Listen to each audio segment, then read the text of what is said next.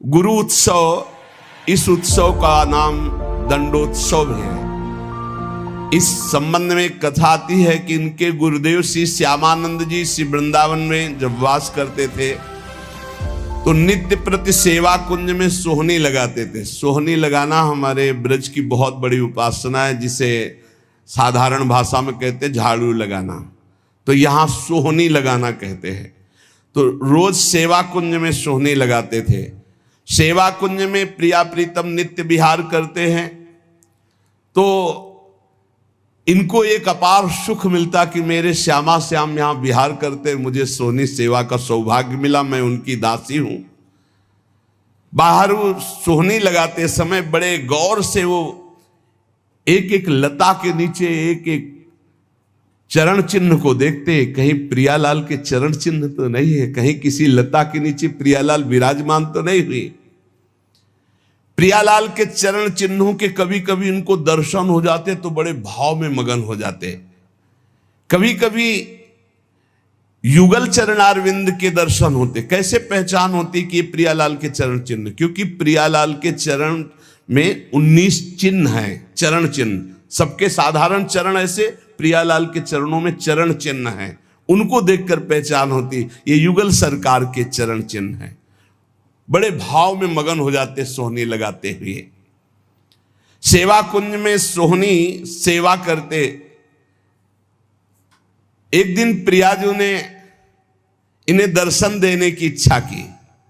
सेवा में बड़ी सामर्थ्य, इसीलिए कहते हैं कि वृंदावन में कहीं भी थोड़ी सोहनी लगा दोगे तो तुम्हारे भाग्य में सोहनी लग जाएगी, सब कूड़ा करकट अशुभ प्रारब्ध नष्ट हो जाएगा। श्री जी की इच्छा हुई दर्शन देने की, पर श्री जी सीधे दर्शन नहीं दे सकती।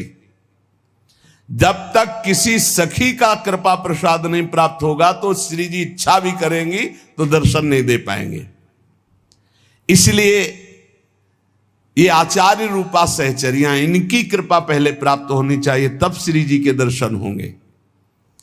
नहीं, श्री जी के दर्शन की एक मर्यादा है, बिना सखी के दर्शन के, बिना सखी अनुग्रह के श्री जी का दर्शन। इच्छा हुई श्री जी के दर्शन की तो डायरेक्ट आकर के दर्शन नहीं दिया। अनुग्रहमयी श्री जी ने पहले सखी की अनुकूलता हो, सखी दर्शन दे, तब दर्शन का विधान बने। एक दिन श्री जी ने जानबूझकर अपने श्री चरण का एक नूपुर छोड़ दिया सेवा कुंज में।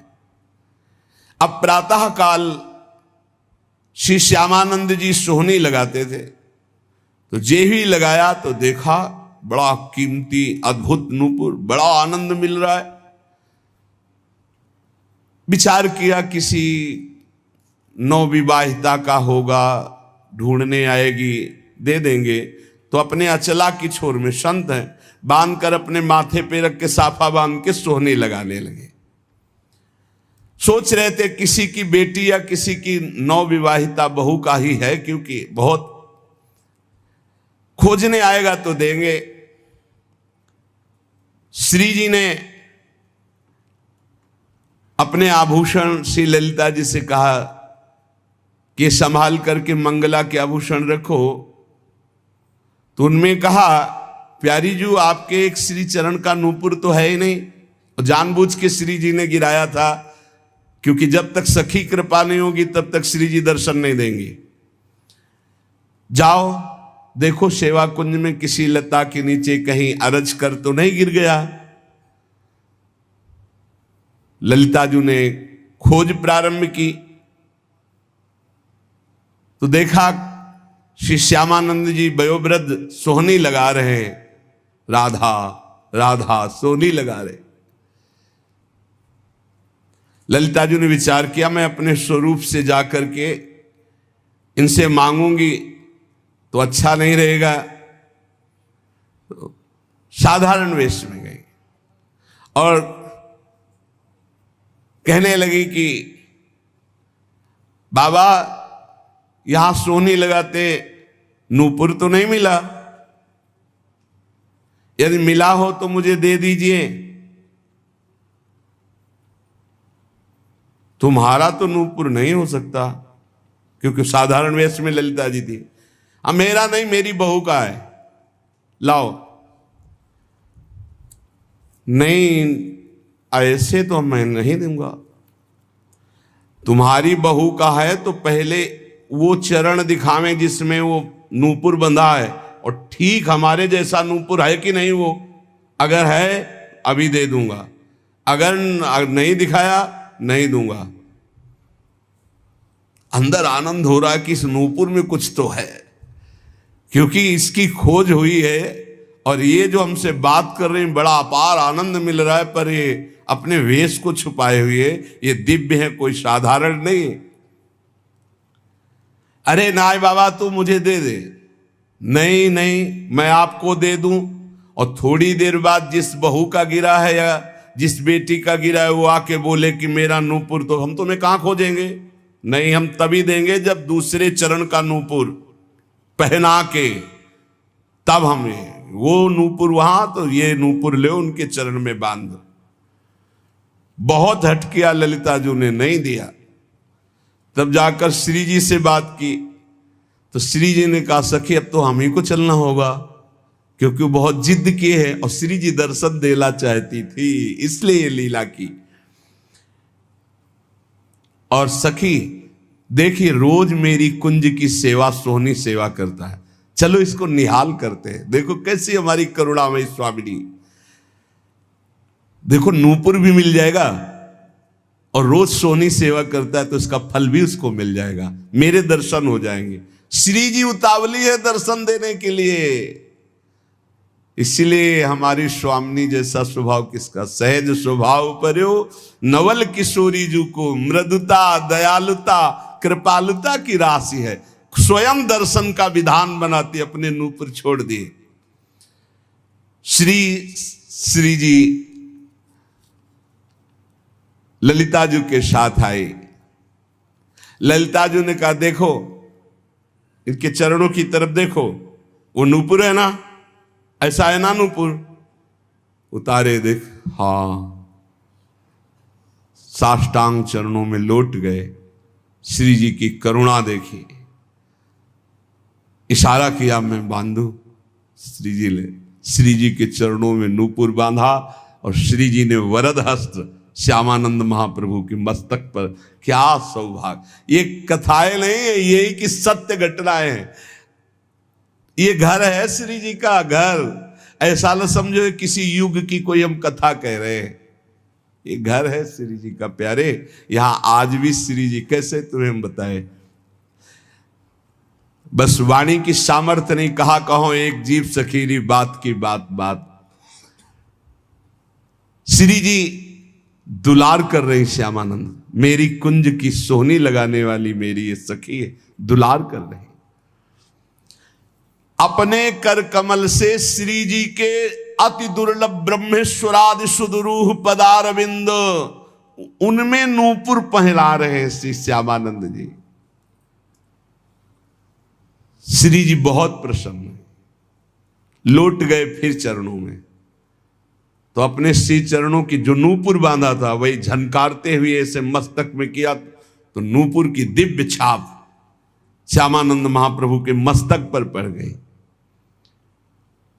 अब तो प्रेम मगन डूबे हुए आए, तो उनके गुरुदेव श्री हृदयानंद जी ने देखा, श्यामानंद जी के मस्तक में छाप देख करके कहा कि ये आज कौन सी मस्ती है, और ये संप्रदाय के विरुद्ध छाप कैसी लगा ली, नूपुर की और ऊपर से रज, तो वैसे चिन्ह बल गए। ये मनमुखी मस्तक पर छाप कैसी जो हमने दी वो तो नहीं लगाई।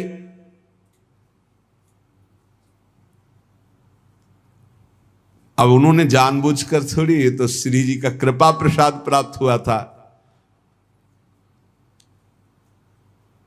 उन्होंने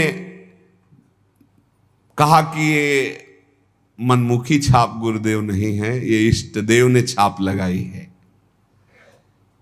डांट करके कहा नहीं नहीं, ऐसा लगता है, देखो ध्यान से समझने की बात है कि भला श्री जी ऐसे कैसे, देखो बड़े यहां रहस्य की बात है। यदि दैन्य होकर आप भगवत आराधना में हो तो गुरु को भी पता नहीं लग सकता ऐसी शिष्य की ऊंचाई हो सकती है। शिष्य की ऐसी ऊंचाई हो सकती कि गुरु को भी पता नहीं लग सकता। ध्यान रखो, बड़ा विचित्र एक खेल है। दैन्यता से नाभाजी सेवा में लगे हैं तो अग्रदेवाचार्य की जहां स्थिति मानसिक सेवा में, वहां वो तो विचार में लगे, वो पंखा से हटा दिया जो जहाज डूब रहा था सेवक का, उसको। कितना बड़ा महान ये बात है। शिष्य की मानसिक स्थिति गुरु को पता हो, ये कोई बड़ी बात नहीं, लेकिन गुरु की मानसिक स्थिति में शिष्य का प्रवेश हो जाना ये बहुत बड़ी बात है। हृदयानंद जी ने सोचा ये बहाना बना रहा है, डांट कर का इसे शीघ्र धो डालो, जो आज्ञा। श्यामानंद जी ने बहुत धोया, रगड़ रगड़ के, छाप नहीं छूटी। श्री जी की लगाई हुई चिदानंद छाप कैसे छूट सकती। हृदयानंद जी ने तो यह अर्थ लगाया कि इन्होंने ठीक से धोया नहीं, अतः स्वयं बोले इधर आओ, और रगड़ रगड़ के इतना घसा कि मस्तक से रक्त निकलने लगा पर छाप नहीं छूटी। तब वो सहम गए और कहा सत्य श्री जी की छाप लगाई हुई है। तो उनका हाँ गुरुदेव, उनका धन्य है, तुम्हारा जीवन धन्य। विश्वास हो गया कि श्री जी ने तुम्हें स्वीकार कर लिया है। जो वैष्णव जन और सब थे बोले धन्य है। पर हृदयानंद जी ने कहा कि फिर भी हम ये मानेंगे कि तुमने हमारे तिलक की जगह छाप लगाई, इसलिए अपराध है। इसलिए हम वैष्णव समाज में दंड निर्धारित करेंगे।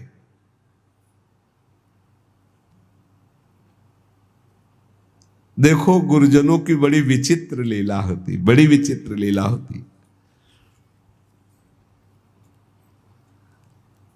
सब वैष्णव समाज के बीच में कह रहे मैं तुम्हें दंड दूंगा। तो हृदय से आ रहा है कि गुरुदेव आपकी कृपा से ही तो मुझे श्री जी ने सहचरी भाव दिया है, ये छाप लगाई है। श्यामानंद जी को अपने नूपुर की छाप देकर अपने परिकर में श्री जी मिला लिया है। ये सुबल सखा प्रकट हुए और उन्होंने पूरी वैष्णव मंडली के बीच में कहा कि मैं साक्षी देता हूं कि इन्होंने अपने आप से नहीं, स्वयं श्री जी महारानी जी ने प्रकट होकर छाप दी।